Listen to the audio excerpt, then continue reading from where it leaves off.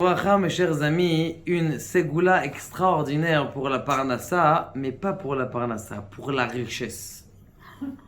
La richesse, en effet, le Imre Noam, il écrit dans la page 32, au jour de Rosh Hashanah, qu'il est marqué dans Masechet Moed Katan, page 28, Banim chaye umzone lav bizchutat alia milta, ela bemazalat alia milta. Les enfants, la vie et la parnassa ne dépendent pas de votre mérite, mais de votre mazal. Pourquoi? Parce qu'à Rosh Hashanah, on sait qu'on sonne le shofar. Maintenant, du shofar, eh bien, découle toutes ces shefas, c'est-à-dire tout ce flux divin qui vient, et les enfants, et la vie, et la parnassa.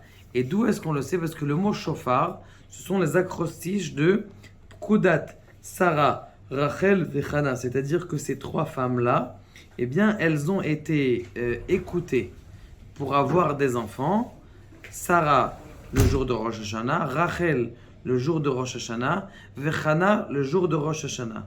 Et ça, c'est marqué dans le shofar. Shofar, Sarah, Vav, et c'est Pkudat, Vechana, Resh, Rachel, et Pkudat, c'est le rappel, shofar, le rappel. Maintenant, il y a quelque chose d'autre aussi.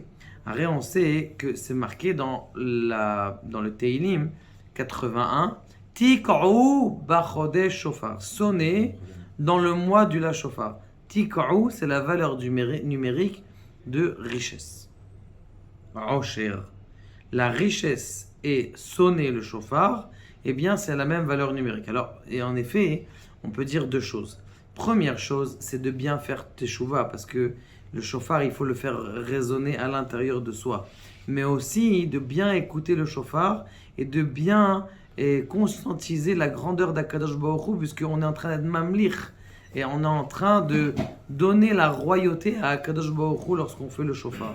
Et c'est la raison pour laquelle, eh bien, le mois de Tishrei et le shofar, c'est une ségoula pour la richesse. C'est bien hein, si vous offrez un shofar à celui qui va sonner le shofar. Peut-être que tout ce qui est autour du shofar, ça amène cette richesse. Et il y a aussi écrit dans le Sefer Récit Selaïla.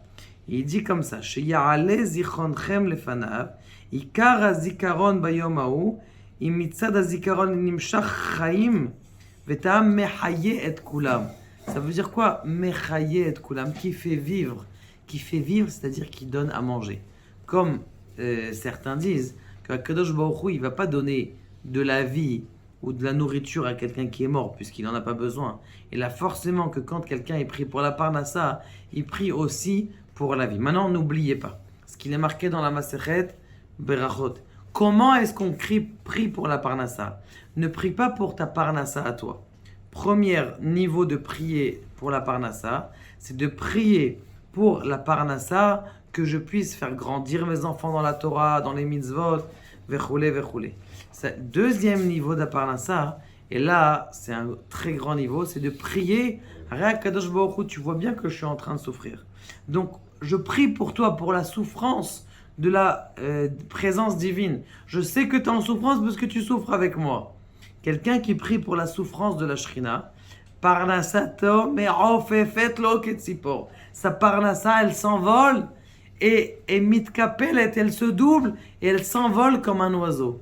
Donc n'oubliez pas, ne priez pas que pour votre parnassa. Priez pour la parnassa, que vos enfants puissent étudier la Torah. Et surtout, pour que grâce au fait que j'ai de la parnassa, eh bien, la Shrina Akdosha, elle va plus souffrir, la présence divine ne va plus souffrir, et elle va s'élever. Et ça, c'est le plus important dans la prière. Comme ça, vos prières, elles se décuplent dans leur force. Baruch Adonai, Le'olam, Amen, Amen.